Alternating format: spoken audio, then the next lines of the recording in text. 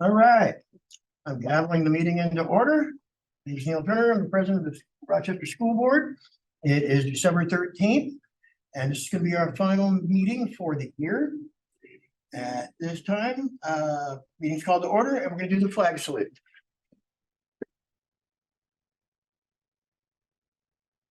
Pledge allegiance to the flag of the United States of America and to the republic for which it stands, one nation, under God, indivisible, with liberty and justice for all. All right. At this time, we're going to do roll call. And so at this point in time, again, I'm Neil Turner. Michael Langer. Present. Grant. Present. Thomas. Present. Superintendent is here. Okay. All right. And with this, at this point in time, we'd like to honor our outgoing school director, excuse me, Juana Rivera. We have a card for you. Really black. Would you like to come on up and I think we can give her bottle of water too. I don't know. would you like a bottle of water? Thank you. All right, let me get a photo. You guys all want to get a picture? Yeah. Yes, let's get it. Let's get everybody in here. I'll come to this side. Woo. Pull the door shut behind you. Do that stuff to you. Last time with the cream. Oh. Oh, no. What are you doing? Thomas. Paul. Awesome. Thank you. Thank you. It was, For putting up with all the stuff we've had to go through the last It was- few years. it was a pleasure. Every day was a learning experience for me. My very first year as like me was probably was a little hectic with COVID. So learned a lot of things. So I appreciate all of your help and guidance. So Thank you. Thank you. It's our pleasure. It's been a pleasure having you with us. thank you, Juana. Right. So. Next on our list is we are to do our oath of office. Do we all do it together or do we do it individually? Individually. All right, at this point in time, oath of office for Susie Hobb. You want me to go? We'll do it right here. How's that? Okay. Right? So want to take, raise your right hand. Repeat after me. Okay. I, Susie Hawes, I, Susie Hawes, do solemnly swear do solemnly swear that I will support the Constitution of the United States that I will support the Constitution of the United States and the Constitution and laws of the state of Washington, and the Constitution and laws of the state of Washington, and that I will faithfully and impartially perform and discharge and I will faithfully and impartially perform and discharge the duties of the office the duties of the office of school board director, of school board director, District number 3, number 3, Rochester School District number 401. Rochester School District number 401. Yeah, congratulations. Thank you. Over here, grab your seats. It's all Susie stuff. Welcome. Yeah. Yeah. Going up. All right. Kind of a dandy. Yeah. Yeah, that's what I done. I tried. So you want me to come up next or you want, I think next up is you. next up is me. All right. My turn. I allow you to be a school board member, not the superintendent. All right. All right, raise your right hand. Right hand. I, James Neil Turner, I, James Neil Turner, do solemnly swear do solemnly swear that I will support the Constitution I will support the Constitution of the United States of the United States and the Constitution and laws and the Constitution and laws of the state of Washington. of the state of Washington. And I will faithfully I will faithfully and impartially perform and impartially perform and discharge the duties and discharge the duties of the office of of the office of School Board Director, District Number 4. School Board Yep, that's right. Director, District District number 4. number 4, Rochester School District number Right. 401. Rochester School District 401. Stop, congratulations. All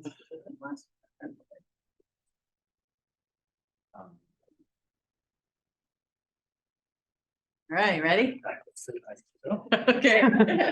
I, Grant Rodinger, I, Grant Rodinger, do solemnly swear do solemnly swear that I will support the Constitution of the United States that I will support the Constitution of the United States and the Constitution and laws of the state of Washington, and the Constitution and laws of the state of Washington, and that I will faithfully and impartially perform and will faithfully and impartially perform and discharge the duties of the office and discharge the duties of the office of School Board Director number 2 School Board Director number 2, of Rochester School District number 401.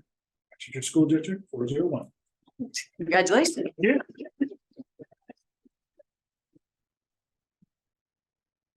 Right.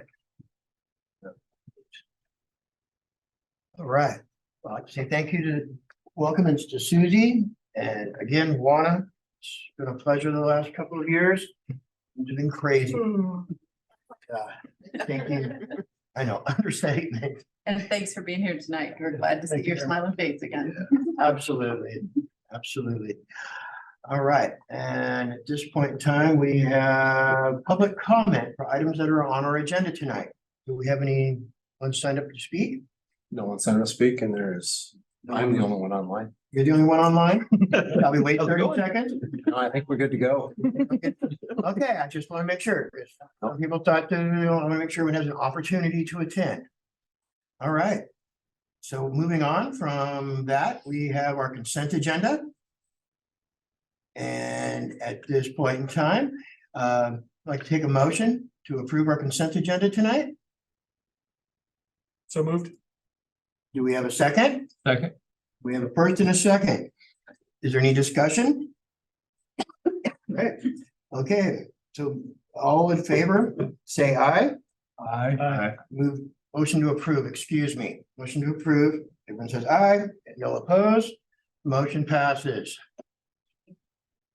All right, at this point in time, we have our student representatives. We have Grace here. So for our agenda today, we have Winter Wishes, where leadership grants 40 wishes of students. We also have a pep assembly this Friday talking about it. This week we had a spirit week. Monday was PJ Day, Tuesday was Ugly Sweater Day, Wednesday was Candy Cane Day, Thursday holiday headwear, and this Friday is flannel day. We also have days of good attendance. Students get drawn to win a prize for having good attendance for their 10 days. We also have Teddy Bear Toss December 15th at 7 p.m. where the teddy bears get donated to Thurston County Sheriffs to be given to children in cases they get called out for. Nice. How many kids have been at school every day? Do you know? We just get called, like they drawn out like one like each day. I don't know exactly how many people have been attending for 10 days straight. Do you think it's improving the attendance, some of the things that are going on this year? I think so. I think by like encouraging students, I think Mr. Theonis is like definitely inputting stuff that encourages students to be there more.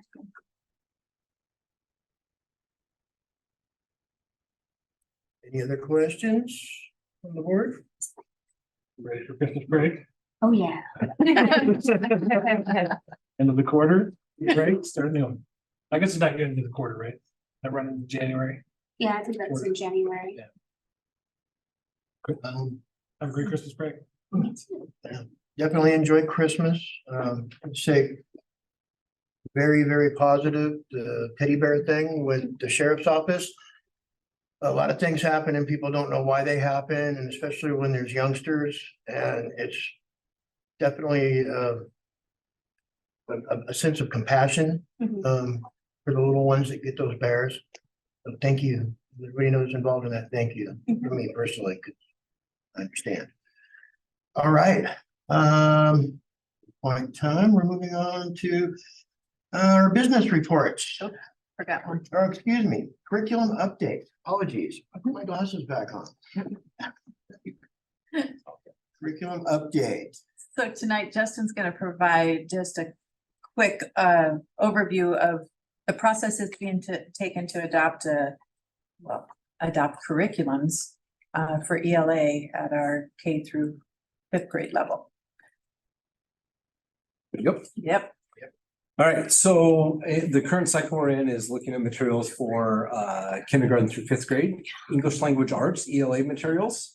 And so some of the things I want to do some dot connecting for you guys, because I think there's been a lot of things we've been talking about within the board, especially even since August. So as you know, this year and as at board workday in October, we brought Joey Easley in to give you guys a quick overview of some literacy training that we're doing and how we're doing some structural literacy and teaching teachers how to teach phonics and phonemic awareness in an explicit way to help students in our reading. And so we're going to be connecting these dots for the letters training, the literacy focus that we're doing, which is a focus on science reading. Maggie is coming here, and I think there's been lots of talk around iReady data. So, you know, iReady is our diagnostic assessment that we give 3 times a year in our schools, K through 9 now. And it shows us ELA information, English language arts and math data on students. And then also students are able to do some lessons in there to help catch them up and whatnot. So we have that data. You've seen Smarter Balance assessment data. Dr. Bethman shared that with you earlier in the fall and looking at some of where our English test scores are and where our math test scores are and things like that.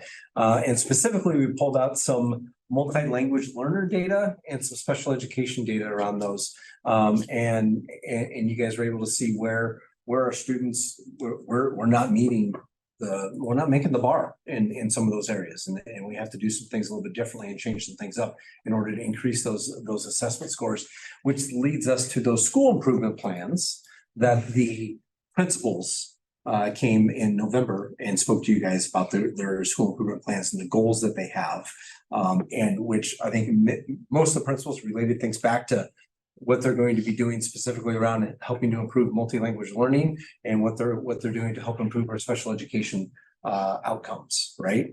So that next piece is, and I take all of this information, right? And when we go do a curriculum adoption, I'm here listening to the principals just like you are and Maggie, and having other meetings with the principals and cabinet and taking all that information and figuring out, okay, so now how do I use that information with the team of teachers that I'm using in order to come together and we start to hone in on what curriculum materials are going to be important and what's really going to help our kids move, right? So the last 2 things up there, the dyslexia screener data.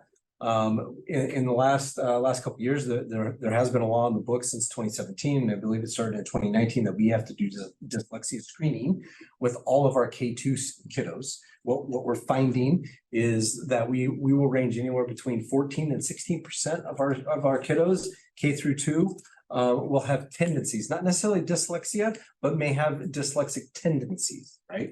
So that also leads us to one of the things that you can do to help students that have tendencies in dyslexia is have what's called structured literacy. Okay, so it is part of that law. It not only told us that we needed to do some dyslexia screening, make sure we do that, but it also said when the next time you have an ELA adoption roll around, you must adopt something that is structured in structured literacy. Okay, which leads us to what is structured literacy? Well, on the next slide, as you can see, we have what structured literacy is, just in case, okay? So structured literacy is an approach to teaching literacy that is systematic, it's cumulative, it's multi-sensory, so it's not a sit and get, okay? There'll be portions of that, but it is touching, it's moving, it's maybe using Play-Doh, it's maybe using some sandpaper, it's maybe using some Ziploc bags to draw, it's doing some air drawings, doing using multiple senses in order to help with that learning and understanding. It is very explicit, okay?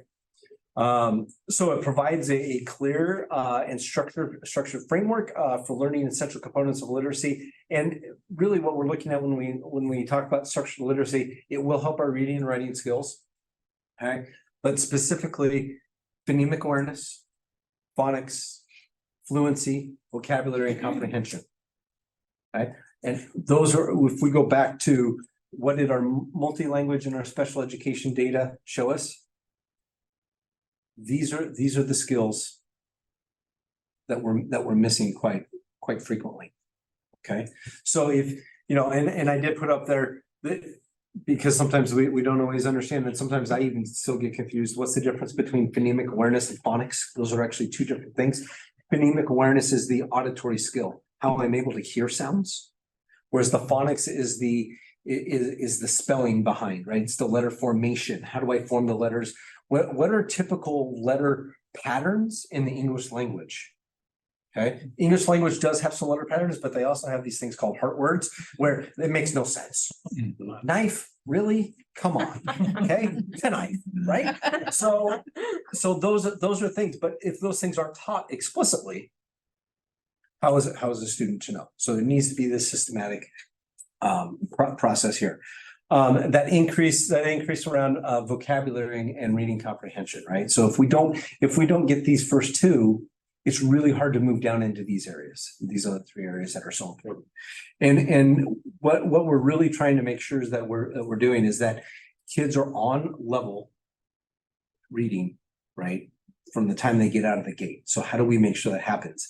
And if nothing else, we have to make sure that they're by third grade. Okay. So third grade.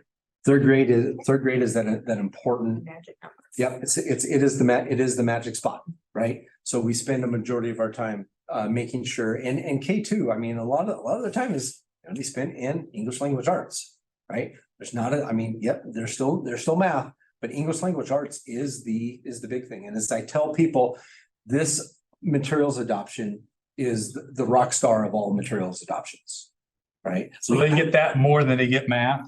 Yes, yeah, we're gonna spend more time here, especially K2. This is, you can't do math if you can't read. Yeah. So, and it's the basis of all subjects, right? Communication. Having a solid literacy background is what will make or break you as a student. So with the phonetic, is that correct? Phonetic. So if a child had a hearing disability, would be found that should be Yep. found at that point, or if not already. Well, before, and, but right, and we'll hear things. So when we really get down to it, how our teachers are starting to teach the phonemic awareness is they're teaching kids how to place their lips, how to open their mouth, where to put their tongue in order to make that sound appropriately. By doing those things, you get the appropriate sounds, right? You start getting the appropriate sounds and they're actually hearing the right sounds. It's really important, which goes back to, I can even tie this back to technology, right? The reason we put those sound systems in all of those classrooms so that teacher can make in a natural sounding voice at a lower decibel rate, can make the correct sounds, and the kids can hear them correctly across the speaker systems in the rooms, right? Right. Yeah. When was this, is this new? This curriculum? We have not, this would be a structured literacy is how many of the curriculum materials are being developed now. But is it new to our district? It's not necessarily parts of it. So I would say when we moved in 2012, 2013, when we moved to the current set of materials, if I was to use a pendulum, we swung about a quarter to halfway. Okay. With the last set of materials. And I think one of the interesting things is as there is more brain research and what is called the science of reading research, and as we're able to have a kiddo with sensors hooked up and do some teaching with them and see where it activates the parts of the brain, we're finding out more and more about what are the best ways in order to teach reading. Okay, so things that have come out literally in the last 4 to 5 years that we didn't even know a decade ago about. Why is this the best way to teach? Why is it so important to do certain things in certain ways? Why should there be an actual order to the way we teach sounds? Okay, so I would say I think we always knew phonics was an important piece, but I don't think we really understood how a systematic phonemic awareness program can really make or break the literacy of kiddos, and how we can help find a kiddo sooner with dyslexic tendencies to help overcome those, rather than figuring out that in 9th, 10th, 11th grade.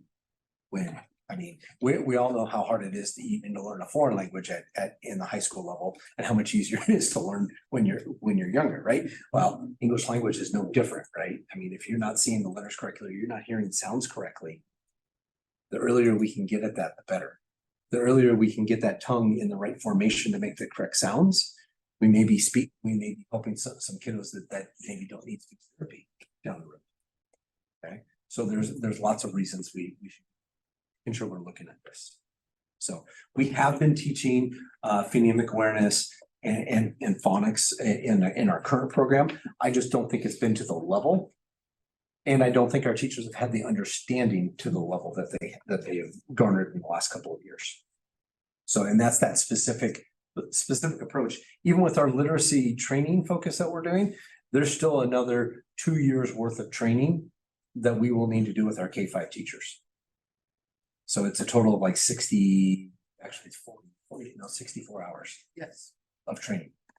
Justin, is this the training that Joey was doing? Yes. Where we sent her to be trained and she's training the other teachers? Yes. Okay, I was getting ready to ask that question, where are they going to get that? And then I remember, Joey, we have an Joey in-house is person who is certified to do all the training. In fact, she just finished up a training at the middle school around vocabulary instruction and how you can teach vocabulary a little bit differently in order to make sure it's making sense. So, and when we go back and we think about our multi-language learners who are learning an English word, so let's take one the other day, actually in the class I was in, sphere.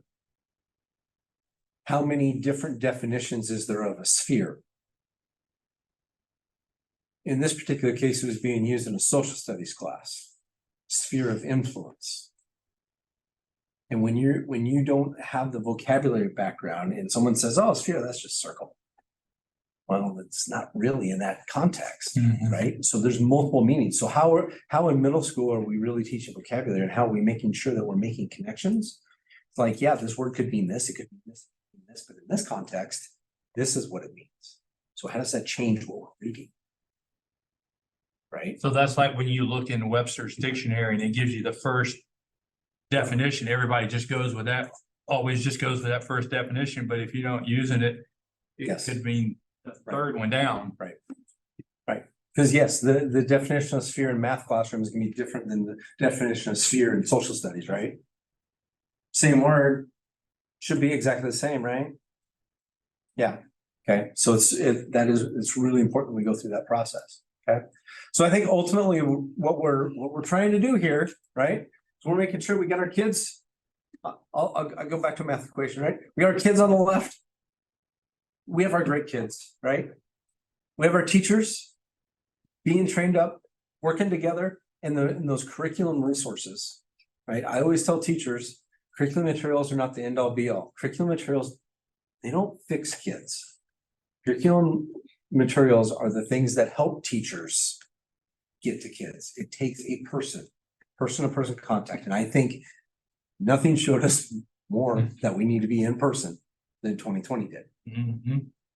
Okay, so while yes, in later this year, that committee is going to come forward with a recommendation to the school board.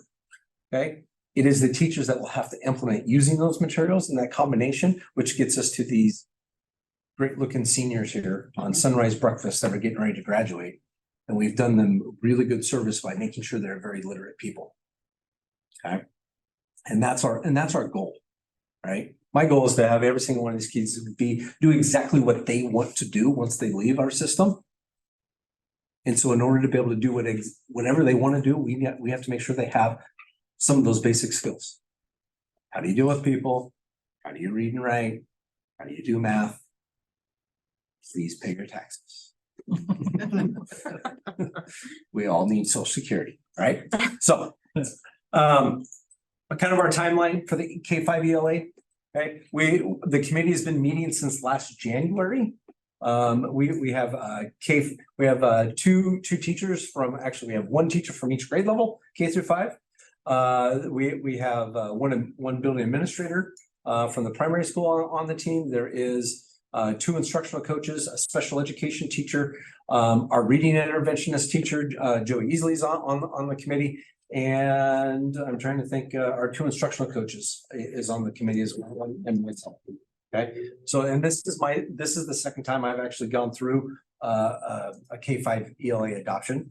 And so it's been fun so far. I will tell you that oftentimes that this is the most difficult adoption as well in a school district. And right now things are moving very, very smoothly along as we're doing some field testing.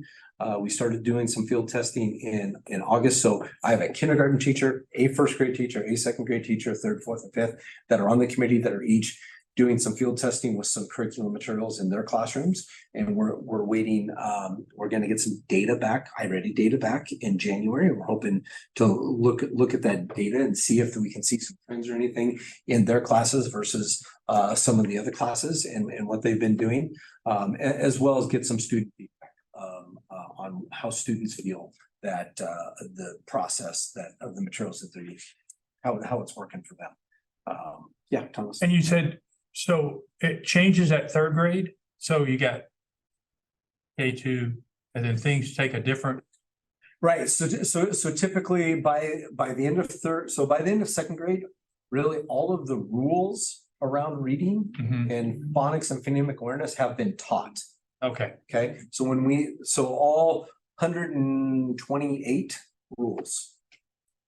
If you didn't know, there's 128 rules to phonics and phonemic awareness. Okay, so once you teach all those 128 rules, sounds, basically, or sounds or blends or whatever it might be, or how words are put together and things like that. Okay, third grade is really that review. Let's make sure we've got it. And then what we're doing is we're moving into multi-syllabic words, right? So how are we taking the bits and pieces of all those little words that we put together through K through 2, and now how are we using bigger words? And go back to the same word, go back to sphere, right? That's a multi-syllabic word, right? So how not only do we figure out what is the definition of that? How do we say it? Why does it sound like that? So we're still teaching parts of words, even in third, fourth, and fifth grade. We're teaching basically, and there's what's called 6-syllable types that we're teaching in grades 3, 4, and 5 over and over and over again, based on the words at each of the grade level. Okay, like I said, systematic instruction around making sure that kids are staying on grade level. Okay, that's that big thing.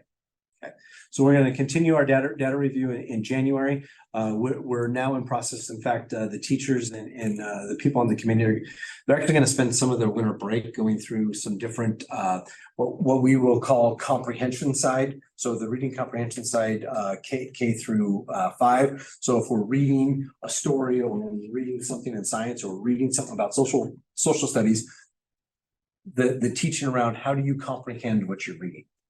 Okay, so that's kind of our next piece, and then the writing that goes with that. Okay, so how do we embed writing within our reading comprehension materials? And there are companies that develop these materials to do it. So we're out looking at different companies and different sets of materials to see, okay, what is going to fit best, and we know what our data is, right? So because we're looking back at the iReady stuff, we're looking at our multi-language learners, we're looking at our special. What are the needs, right? What are the needs for the students in Rochester? Because this adoption is an 8 to 9 year adoption. Okay. And we have to get really good at teaching these things. Okay. But like I said, it's the people and the materials combined. Okay. So we will be to you May, June. Sometime in May or something. It'll be late May or early June. We'll be to you with a recommendation that will come from the district curriculum committee. So the K-5 ELA committee will go to the district curriculum committee and present. The district curriculum committee will vet through the resources and they will then make a recommendation to the board. So the school board is the only body that does approval of curriculum materials. Everybody else only recommends. Okay. That's kind of where we are.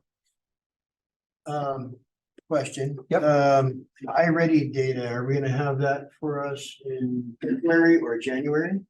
Probably. We're gonna have a. Probably workshop February, yep. in February, okay.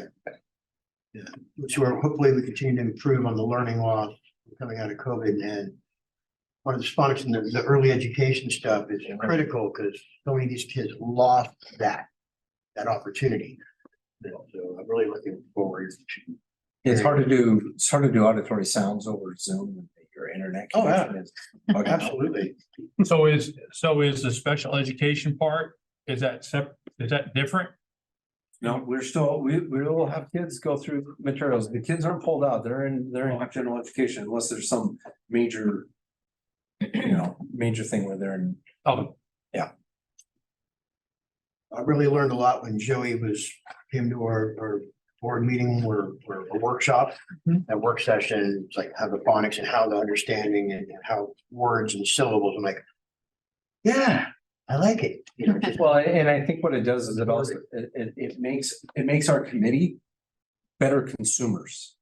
We know what questions to ask of these representatives in the materials. And I will tell you, when a representative comes out to give us a sales pitch, essentially, right? And our teachers actually feel bad every once in a while for the representatives, because our teachers grill them. I mean, you wouldn't want to be up in front of the teachers. They're like, they are getting down to, but your curriculum doesn't do this. Why does it not do this? Show me where it does that, because my kids need this. And they're grilling the heck out of these people, and it shows. I think we're going to end up with a very, very good product. Any other questions, board members?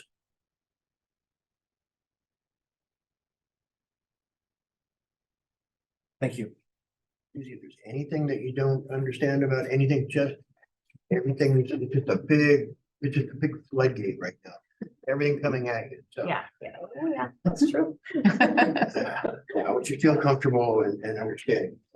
All right, and next we're moving on to our business reports, and we have Jill here tonight.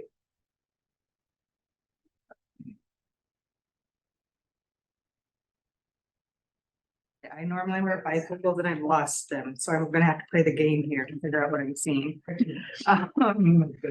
we go. Yeah, so we get there?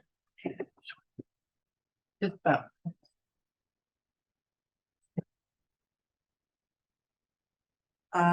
So our December had FTE was 2,046 students, which keeps us still about 59 students over budget, which is great.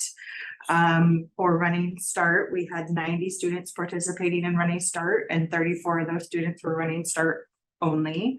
Heart picked up a few kids, so their FTE is 38.2. Our sped count was 334, and we remained steady at our dropout re-engagement program of 6 students.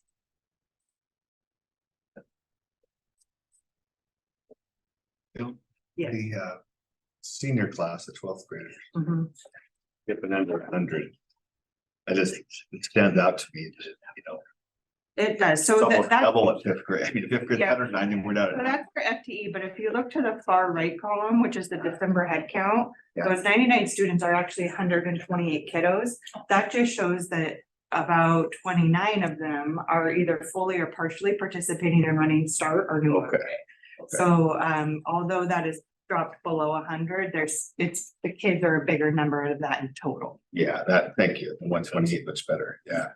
And in the junior class, even more so, their FTE is only 136, but their head count's 167. Yeah. So there's a large portion of juniors as well, participating in off-campus opportunities. So I'm thinking about like the number walking across the stage, right? Mhm. Graduation. Close to 130 this year, hopefully. Hopefully, yes.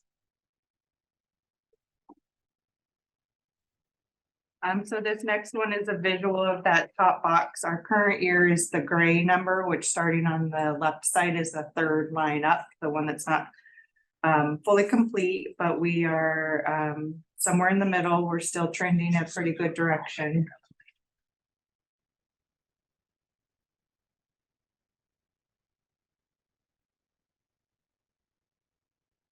I didn't add them. I had that in my regular financial reports. So they do have them. Yes, Because they should have them. you just don't have them here. So for the budget status report. So, November 2023, our fiscal year was about 25% of the year complete. Our revenues were at 22% and our expenditures were at 24%. So, we're tracking pretty well.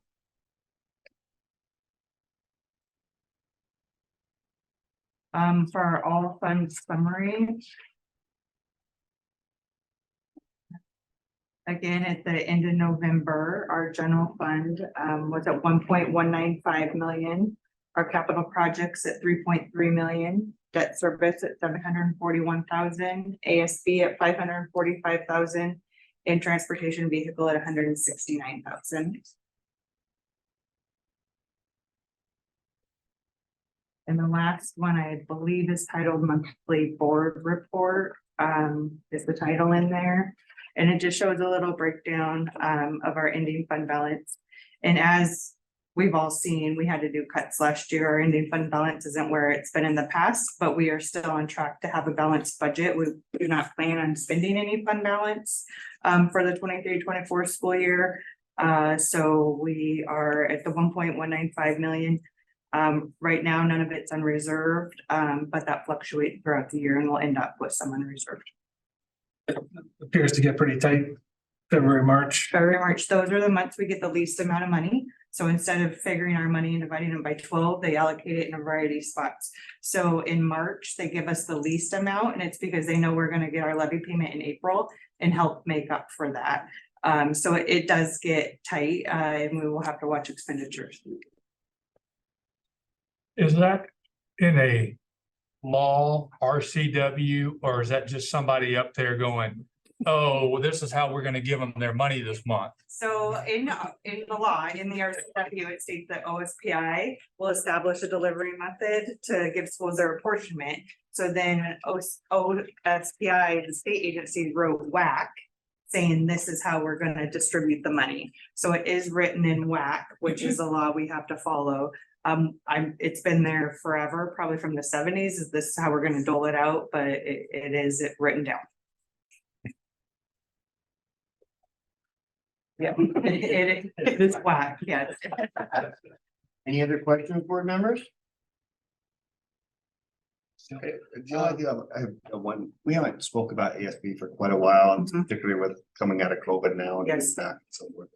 Is that number set pretty right at $500,000 or so? Is historically that been where we've been, or do you think that's higher or lower than that? It's going a little. I do know at the high school, they are working hard to really involve kids and what do we need to raise money for and what do we need to spend it on. I know like last year they ended up doing a spring fleeting that was free to all kids. So I know they're being much more intentional. Some of it is like save up, like because there's 200 accounts that make this up for various things. So greenhouse sometimes gets a larger number, and it's because they know they're going to need to replace an expensive item in that greenhouse coming up. So it all depends on which clever activity you're looking at. But I do know specifically at the high school that they're being more intentional with their spending and fundraising. All right, and so this number feels pretty comfortable for you to what's in there now. Yeah. It's between 490, 550 is in the 16 years, and we all know how costs have changed in 16 years. Yeah. All right, go have some fun. Grace has some ideas. Hey, Jill had a question. Have Yes. you got any of our ENR funding, timber dollars that Thurston County was messing around with? Small amounts have trickled in, but it's usually interest and late. But the Thurston County, it's not gone up for sale to my knowledge. So we wouldn't get that money until it was put on the market to sale and then it was harvested and then we get the money. So that is a multi-year process before we would see any money on a portion of timber for sale. I remember it was supposed to have gone out for auction last year and somebody at Thurston County pulled it. Yep. Instead of asking us Mhm. who it actually belongs to. You know, we're our stakeholders, and it's like, I want to make sure that things are flowing, because when the DNR representative came in here and spoke to us, said it was going to happen, it's just going to take a little longer. I just want to make sure things continue to progress there. Last time, Things don't move quick. yeah, last I heard, DNR was still working to get approval to harvest the timber. And that was about a month ago, and I heard that there's still a process that they were going through. Every dollar that our kids need, we need to make sure we're diligent about pursuing it. And that's where I'm at with it. And whatever we can do for our kids, that's the most important thing. And our legislature likes to cut funding every chance they get. They put it in some other general fund issue instead of taking care of our kids, and that drives me nuts. All right. Is any other question for Jill? Okay, hearing none. Thank you, Jill. And it is time for our superintendent's report. All right, so this evening I have a few different things to tell you about, but I'm going to start off with some learning and build a little bit on what Justin shared. We've been doing some learning walks in the past couple weeks. We did a learning walk at the middle school and the high school. And I got to tell you, our walk at the middle school was one of our favorite walks so far this year. We walked in, I think every classroom we walked into, we saw some really good learning taking place. Not to say that we didn't see it at the high school, because we did, but there was just some real application of all of the learning that our teachers have been doing. We saw it taking place in our classrooms. So that was a very exciting thing for us to be walking through. We still saw things we need to do and continue to work on and continue to help our teachers build skills, and we need to build our skills, but it was really a celebration in both buildings. Vocabulary focus, and really thinking about the secondary levels. Both our middle and high schools are working on that vocabulary focus, and we saw evidence of that across the board. Justin shared an example of that. We saw word walls used in all of our classrooms, where kids are able to see the words, and they're actually seeing pictures of it. They're seeing definitions of words so that a teacher can reference that word when they're teaching a content area where the vocabulary is applied. So they're being very, very intentional in using those practices. We saw a lot of connections to previous learning, which is another piece that we've been working on. Our kids have to be able to connect their learning to previous learning and to understanding why they're learning what they're being asked to learn. So we're seeing that at an increased rate. Clear learning targets, that's something we've been working on. And the research shows that if our kids don't understand what they're learning, they're probably not going to learn it. So we need to make sure our kids understand what they're learning by having those clear targets posted, and then by going back and speaking to those targets. And our kids need to be able to share with us what they're learning, and we need to keep talking to them and using those targets so that both our teacher remembers, what am I teaching? What's the real focus here? And then our kids know what the real focus is that they need to learn. Structured student talk. So that's where kids are being given some guidelines on how to have partner talks or how to work in a group, and have conversations, not just having the teacher up front talking with them. And we saw a lot of that. We saw good examples of it at the middle schools and in our high school classrooms as well, where students were being asked to have some deep conversations with each other about what they were learning. And we know that that's when they really start to retain what they are learning, is when they are talking about it, when they're engaged in thinking about what they are being asked to demonstrate competency on. So I really felt good about what we're seeing. And then the last thing was guided reading. And I would say that in the past 2 visits that we've done in our learning walks, I've seen more students engaged in reading in classrooms than I have for a while. And that's something that's we need to really be intentional about, because if our kids aren't actually reading, we're missing something. We have to help them learn how to read and how to take information from the text. We know they're doing it online all the time, so we need to make sure we're giving them the skills to go to different resources and get the information.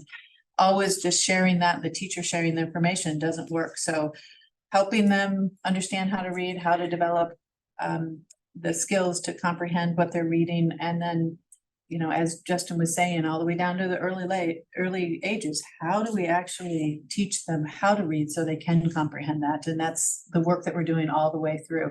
That vocabulary piece is huge. If kids are reading and they don't have the vocabulary to read, you know, they aren't going to understand. And so teachers stopping along the way and focusing on certain vocabulary as they're kids are reading in class, or having them identify different vocabulary words and define them, or talk to their neighbor about what that means. It's powerful to watch when you see the kids in the classrooms and light bulbs going on. The pictures there are actually of a fifth grade opportunity that I had to be out with Kelly at Grand Mound.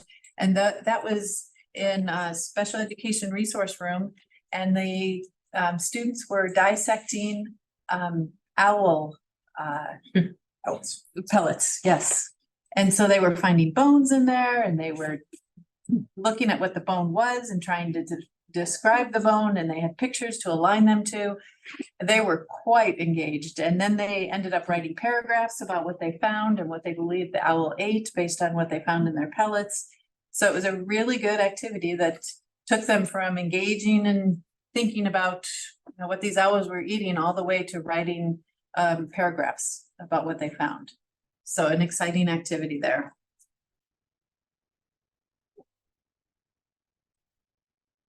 Just want to let you know about the winter assemblies that are taking place now. Last week, middle school had a band concert. That's what those pictures are from. This week, tomorrow night, there's Winterfest at the middle school. So the ASB kids at the middle school are putting on Winterfest, all kinds of activities. If you want to go and have some hot chocolate and some cookies and sit on Santa's lap, I think that's the place to be tomorrow night. Then also tomorrow night, there's also the high school band concert, starts at 7 o'clock.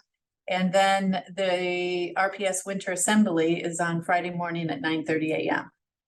Which is, if you've not been to that, that's a fun assembly to see our kids singing through some songs, and the teachers doing some special things for kids. So those are events that are coming up soon, except for that first one that's already passed. PLU, we have signed an agreement. Actually, it's in the consent agenda tonight. So our kids can have automatic admission to PLU if they have a GPA of 3.3 or higher, and if they and have completed the Algebra 2 class. They have to complete a short admissions application. It's really not very intensive at all. And then the university will look at that and they'll have automatic admission. Those students will have access to a counselor from PLU that will work with them.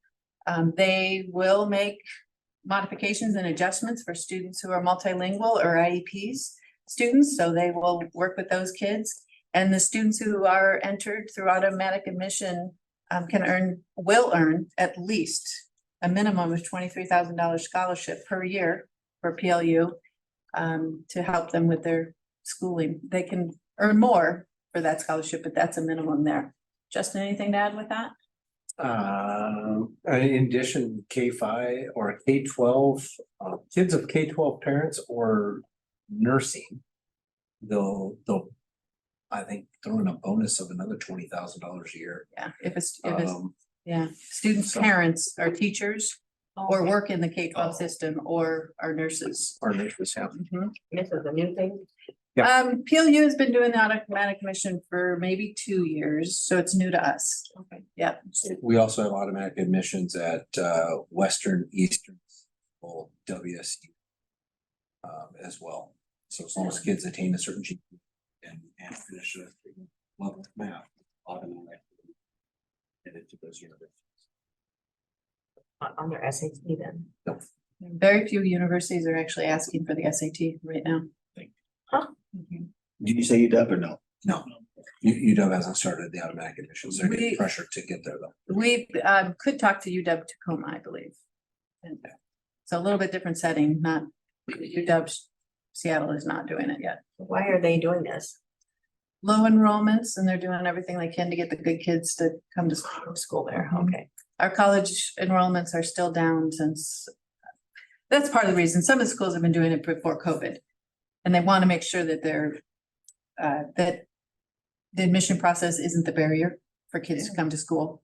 Because for a lot of kids it is. Yeah. So that's one reason. I think their school's doing it now, like this $23,000 gets $23,000 scholarship. I think that's because PLU is doing what they can to try and encourage good kids to think about PLU and come to PLU. And sometimes the cost of a private institution will price the kids out of going to private school. With $23,000 per year, it's now much more comparable to a state university. Admission fees just apply to a university, $60 and $150 each. So going to apply to the 4 major regional universities in our state, you'd be out $500 real quick. Well, this automatic admissions just kind of erases that, so now kids can choose.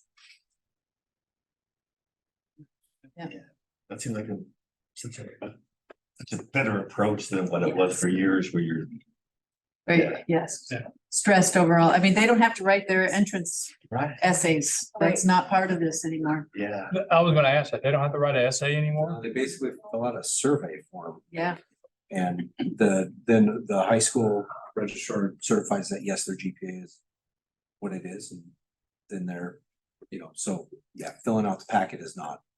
as part of the Primarily driven process, by we lower agree to enrollments. send the They're trying to transcript. get enrollments up, and got more seats than people applying. Does St. Martin's do that? I have not seen Not anything yet. from St. Martin's. Okay. Not yet. St. Martin's is probably not. St. Martin's is only 1,200 kids. And they're filling their seats just fine. Oh, okay. Okay. Yeah. I know it costs a lot to go there though. About the same amount as BLU. Okay. I never looked at them. I looked at St. Martin's though. Yeah. So. Kind of an interesting question, and maybe we can talk offline about it, but I've had a couple meetings with WICHE, the Western College Group. I can't remember what their acronym stands for, but they're actually written into law in all the Western states. And we can use them for training and technical systems and so forth.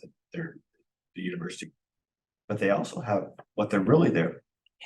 What they spend a lot of their money on is allowing kids to go, other kids from out of state come into our colleges without paying out of state fees, and our kids can go into other colleges in other states without paying. Is that something that we talk to the kids about? So I don't know how much we talked to them about it.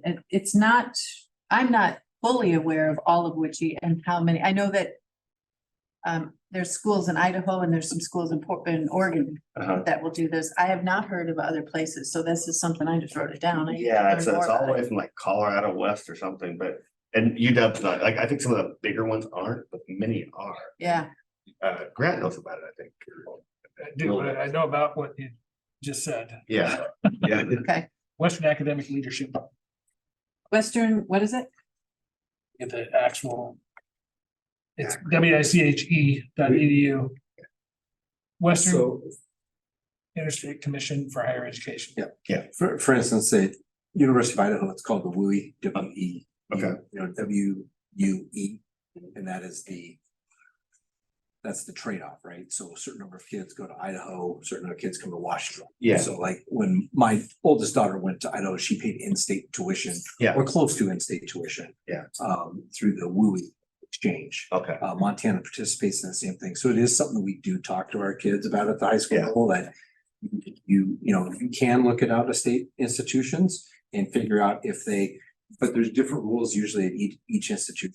So for instance, you'll have institutions that say they're only doing an exchange as long as you're part of the honors program, or we're only doing an exchange if you're part of a medical undergrad profession and no other area. So sometimes you have to look at colleges and you do have to do the shopping, just Yeah. like you would do anything else. And what I don't know is if the WICHE group does some and then there's stuff outside of that too, or up all that's under that. It might be worth looking at. Yeah, we will. We'll look at it. Thank you. So the next one is just letting you know that we're gonna reconvene the budget task force. So I'll be sending out invitations to our task force from to the members of the task force that sat on the committee last year. And asking them if they want to come back and work with us again this year. We have approximately $2 million. Jill has told me a minimum of $2 million that we need to reduce from our spending, from our general fund spending from this year for next year. Right now, we have $2 million of ESSER funds that we are spending. And so next year we don't have those $2 million of ESSER funds, and that's why we have $2 million that we have to cut so that we can complete a balanced budget for next year. So we'll be talking a little bit more about the plan when we have our work session in January. But I just wanted you to be aware that we're putting that committee back together. We'll be again asking people who were on the committee last year to return, and then filling spots of anybody who's unable to attend this year with some people who fit the right qualifications. Because if you remember, we had parents represented, we had students represented, we had teachers and maintenance employees. So You got a volunteer right here. you know, Grace is probably gonna be asked because our student representatives are no longer with us. They were seniors last year, so it would be good if she just signs up right there. I will. All right, there we go. The tentative dates for the meetings are up there, and I'm gonna be working to pull that together again this year. Question, how does this work with the levy? So, Should be putting forward, but we Yep. can figure out budget versus our levy dollars and right, if we don't pass our levy, then that would be an additional $5 million that we would, 5 million on top of this 2 on million. top of the 2 million. So our levy is very important when it comes to budgeting. Okay. And it's been a month, so the levy that we're supposed to be putting out for the general public, that's February February 13th. 13th. So this is something that's important that's going to be coming up soon. And we just need to ask people to vote. Yes. Yes, just vote. Yes. All right, next up is grant applications. So part of our work, part of the work of senior staff has to be, we've been working on submitting applications for different grants that are out there. So these are all grants that have just been submitted in the last month. This high demand career and technical education grant, we've applied for a $35,000 CNC plasma cutter for that one. None of these grants we've been approved for yet, but we've done the work to submit, and hopefully we see the money as a result. The Healthy Kids and Healthy Schools grant, we've applied for $40,000 for a double combo oven. It'll replace a convection oven that's at the high school. The Career Preparation and Launch Equipment grant, that one, it's going to help us develop a 30 by 50 steel building so that we can, I don't know, add a Core Plus construction program, correct, Justin? And then also to bring in Z-Space computers that will be used, and some of you that were at conferences have seen the Z-Space computers, or the ones that you can move things around with the pen and move pieces all around. 3D. Yeah. Yep. Oh, cool. Some of those are really You're cool. in- Yeah. He loves it when we go to conferences. Like that. Amazing stuff. So $20 every phone call I get. I think the intent is to use that one in the, actually in our construction area, right? And Yeah, actually, we're looking at welding and small engines. that we would be using those Z-Space computers. The ADA Equal Access grant, we've applied for $85,000 to pave the walking tracks at Grand Mound and the middle school. Because right now, our students who have special needs do not have access to walking tracks out there. If our PE classes are out there, there's no easy way to get out there and walk a track, if that's what we've asked our PE kids to do. If you're in a wheelchair, or if you have a walking, 35,000, 85,000. 85, I was gonna say 35, not Yeah. that. $85,000. That sounds more like it. And then we have an urgent repair grant in that would provide, we've asked for, we don't know if we would get this, but over $500,000 for us to do some work on the water system and start to do some different things there. And then we have the specialized adaptive and inclusive technologies. That's going to be another part that would help our students who are hard of hearing. It's called Rogers on Transmitter, and it's a microphone and a transmitter for students. to help with those who are, like I said, hard of hearing. And then the final one is our digital navigation. And Justin, do you want to explain that one real quick? That's in order to help families get across the navigate digital, right? So how do we teach them how to use technology? How do we help them find internet access and things like that? So those are all grants that we're working on to try and find different ways to bring some funds into the district. Are they all through the state of Washington? All of these are through the state of Washington, yes. Some of them are federal funds that the state is managing. OPSI, correct? OSBI. Okay. And then our next slide there is repurposing the old gym. I think you've seen it. There's a proposal, the proposal is out there for people who have ideas about how to use and how to use the original gym. And I know there's interest. We've heard lots of talk. We've had some people come in and visit and walk through the gym. So we've got some people that are preparing their proposals. We'll be looking at those proposals in January, and then February. We'll take some more time if we need to, but at our work sessions in those 2 months, we'll be looking at what comes in. And then we've got just some general updates here. First of all, the access points for the exterior gates at the high school and by the maintenance shop are up and running and secure. Ed, you did a ton of work on that. Is there anything you want to share about those? So, and Justin was been a great. help. Justin and Ed, yes. A lot of glitches. It took a lot longer than we planned. But they are both working now. People have to have a key card to get in. The gates are closed during the school day. They will be open at the high school to get around the back of the high school. I think it's Close school too early. 2 o'clock Yeah. till 9 o'clock, they're open. And then by the maintenance shop, it's opening when when our elementaries are dismissing, so families can get out, but in the evenings, it's after 9 o'clock, they're locked. Does someone have to manually do that, or is that? They have to have a key card to get in, so Who people who are, locks them then? Is it up to a person or automatic? it's automatic, so it's an electrical gate. Right, And you come in with a card, and then at a certain time, they're programmed to close. program all by themselves then, so Yep. nobody has to remember. Okay. Correct, yeah, thank goodness, right? Well, that's what I was thinking, is who's gonna do that? I'll run down and do it. Just remember to set the schedule to. Yeah. Set the schedule, okay. Daylight savings times changes everything too. We had Representative Couture and Representative Griffey out middle of November, I think it was November 21st.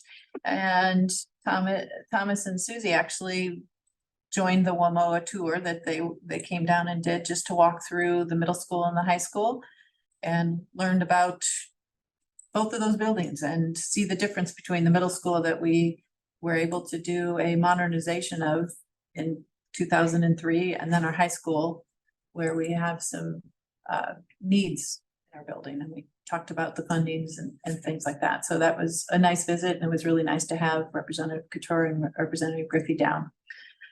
Sarah Kohut, who's the district director for Representative Gusenkamp Perez. She visited the high school with me yesterday, and we walked around actually after school and saw a lot of our CTE kids still there working and engaging in their day. And she was so excited that she is going back, and she's going to bring Representative Gusenkamp Perez back down and wants to see what's going on. We definitely noted the work that our kids are doing, even in a facility that was somewhat restrictive. But she was in the shop. We saw kids doing a welding competition. She went down out to the greenhouse and was able to see that. And we had a teacher out there working. So just all over, everywhere we went, there were kids working, which was really kind of cool. She'll return hopefully during the school day. And then finally, just not quite finally, I think there is one more slide, or 2 slides actually. There's 2. But January 10th, we have a work session. And on that work session agenda are the priority areas for the budget reduction process. I'm going to need you as a board to give me some areas where we want to say these things will not be cut or reduced. We'll look at the original gym proposals that have been submitted. And then we need to start going through some policies. We've been really busy, but we've got policies we're getting a little behind on, so we're gonna start pushing through some policies again. And then we also need to talk about board reorganization, because that happens at the January meeting. Yeah, On the original gym proposal that we're reviewing. This came up a couple days ago for me, and I know there's a lot of community folks sort of rallying around what they want it to be. mhm, And for myself, I was on another board for another group. And so they were actually voting and signature driving. Oh. So I had to recuse myself. Neil And had so a I- similar experience. Yeah, so I bring that up today because I think we might all get in that point here the next That's a few good weeks. point. That if we're gonna be voting on it, we should probably, Step aside when there's any preliminary yeah. actions being taken, Yeah. yes. Mhm. And I heard you say there's multiple interested parties, so that's. Yes. Interesting. Yeah. So we'll see who actually submits, but Yeah. yes, there is more, there's been 2 or 3 people for sure that we know, and then lots of ideas. Okay, We'll see what gets. good. It's good. It's kind of fun, really. It is, Yeah. mhm, and and we have a beautiful building there that's structurally sound, so it'll be really nice to, Don't make them like they used to. yeah, to see how we can use it. I love the beams. The beams that are up in the top of that gym or. Yep, If anything, I'd like to go over and look at it again. you'll probably get a chance one of these days. Once all the floors all gone. What time is that work session? 6:30. Okay. Next, we can't have a board meeting without showing you the video that Robin did. If you haven't seen it, this is a video that was released. We're doing a series called At the Heart of the Community, and Robin is our first, he's the first contributor to it. And ESD has come down and is helping us put these videos together. But it'll be videos, it might be some pictures sometimes, it might be a story in our newsletters, but we're gonna have this common thread going through that just talks about different people's perspective about Rochester High School for our series of At the Heart of the Community. So got Robin booted and ready to go.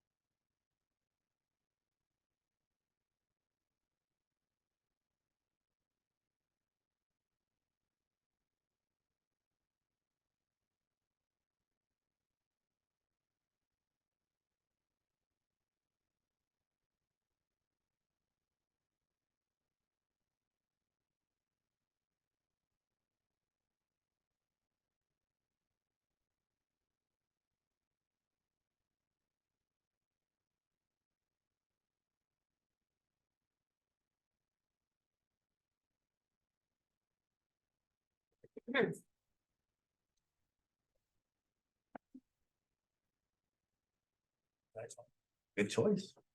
Did a very nice job. He's a special man and he's a real big part of our community. But really did a nice job of talking about how Rochester is the heart of the community. So we thank him for doing that and taking the time to do it. He put a lot of thought into. Yeah, you did a really good job. Yep. What's the, you could probably tell. With this, with our, It sounds like we're with gonna. our series, people, yeah. we are. And you're gonna have to wait to see what's next. Oh, that's right. Yeah, we have another one that's just about ready to be put up there or broadcast. It'll happen in January, I believe. It'll be ready to go. So, But they are community people? yep, all of them are community people. Nathan. We are, yeah. That was wonderful. Finally, for you, I just have some upcoming events, just so you're aware. You don't have kids in school anymore. Our kids have break from December 18th through July 2nd. They return to January. My gosh, let's just. Be nice. It's being recorded, want to make sure the states are out. Try and get you back to school July 3rd. All right, we'll try it again. December 18th to January 2nd, they have winter break. They return to school on January 3rd. January 10th, the board work session starts at 6:30. January 24th is a board meeting, and January 25th is the end of first semester. So I think with that, that's all I've got. We've got a couple of items to vote on and then. Awesome. Mhm. Okay, well, we finished the report.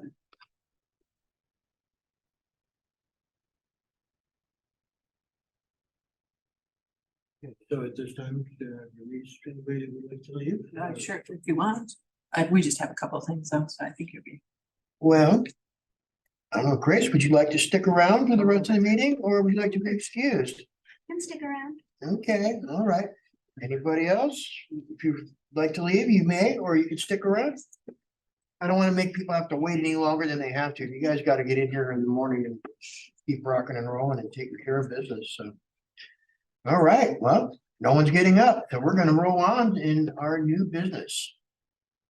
And number one, we have surplus items. Yes, so we have collected a list of items that we have throughout the schools and the district office that either need to be discarded or sold to recoup some of the money. So that we have collected so far.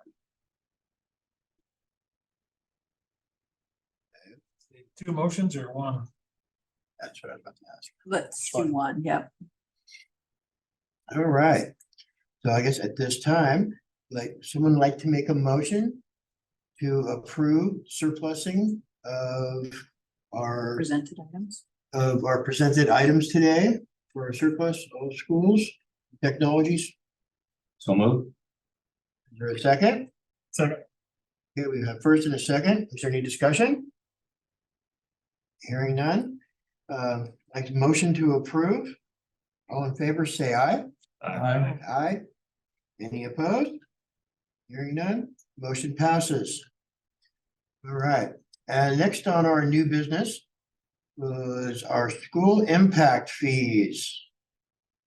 And who would like to speak to this? This is the school impact fees. We looked at these last year. We made a significant increase in the amount that we were gonna ask be paid for new construction, single family homes and the multifamily homes in our district. If you remember, prior to last year, we were, I think it was $3,300 that our community, construction was being charged for the impact fees.